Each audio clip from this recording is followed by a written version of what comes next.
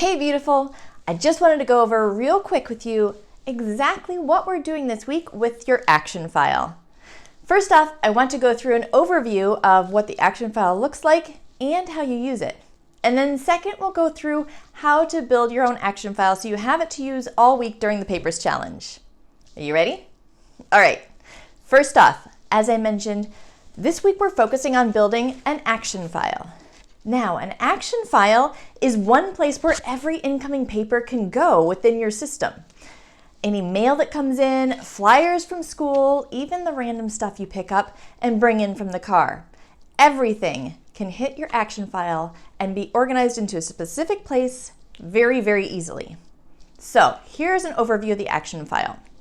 It's simply a quick grab file. Normally it's very small because we don't want a lot of categories.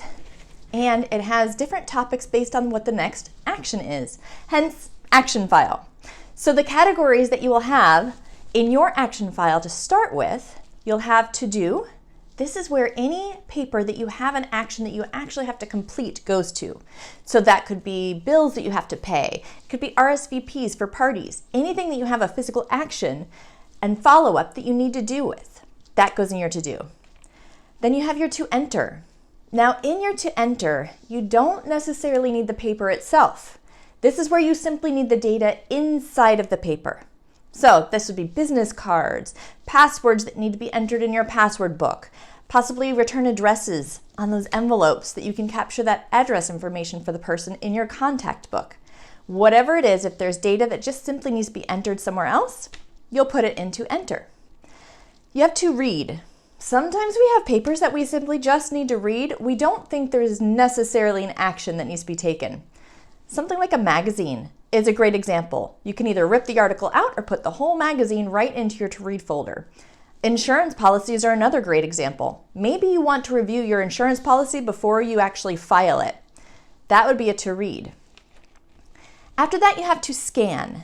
If you're trying to go paperless or store some things digitally, then this is going to be a great folder for you. Anything that just needs to be scanned, there's no action, you don't need to enter information anywhere else, and you don't need to read through it before you do it, goes in your to scan folder. And then finally we have to file. To file is all the stuff that you simply need to keep the hard copy of the paper. Because sadly, there are still papers we need the hard copy of. So you'll put that in your to file folder.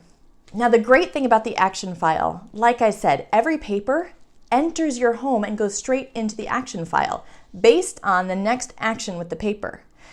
Once it's in the file, it can bounce around. So you might have something that goes from to read, maybe an insurance policy, and you might find that there's something that you need to do, make a phone call to adjust your policy or something like that.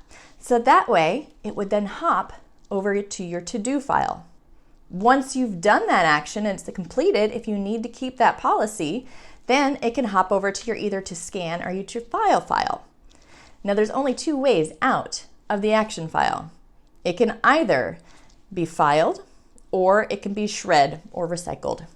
So those are the two ways out, but every paper can go into it. Now when you go to build your action file, you can probably use a lot of what you already have in your home. I will share a supply list in a link to my Amazon and other supplies that I use for my action files all the time.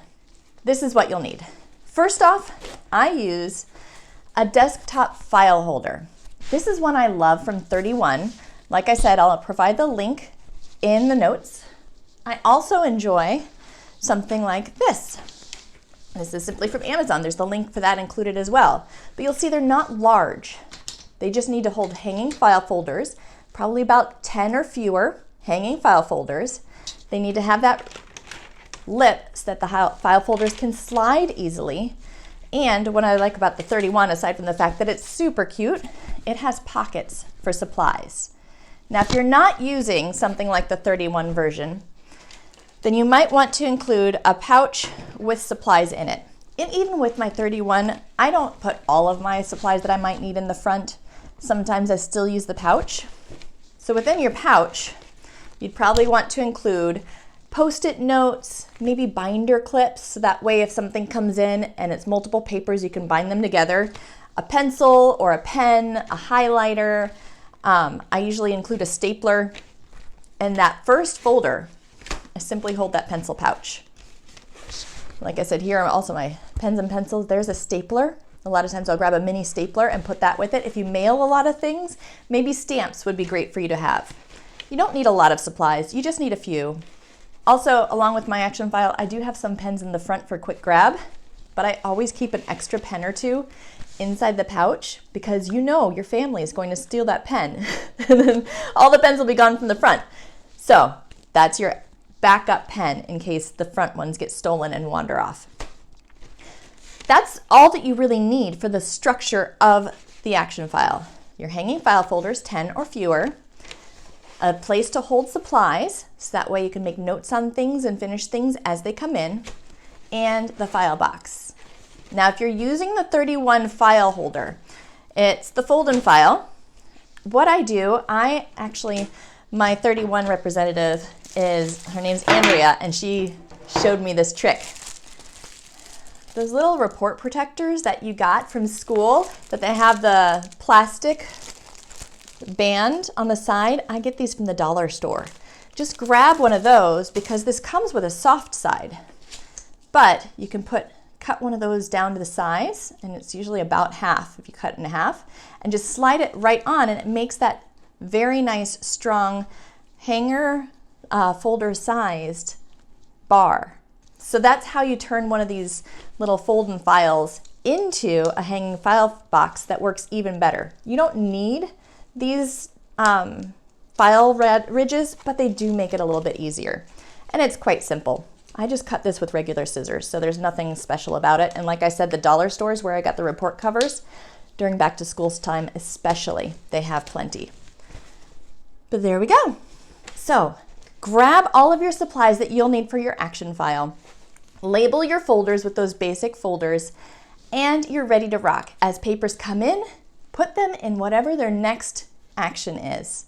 And then just set a reminder on your calendar, on your phone, whatever will trigger remembering to check in your action file just for those to-dos. The rest don't need to be done until they get full.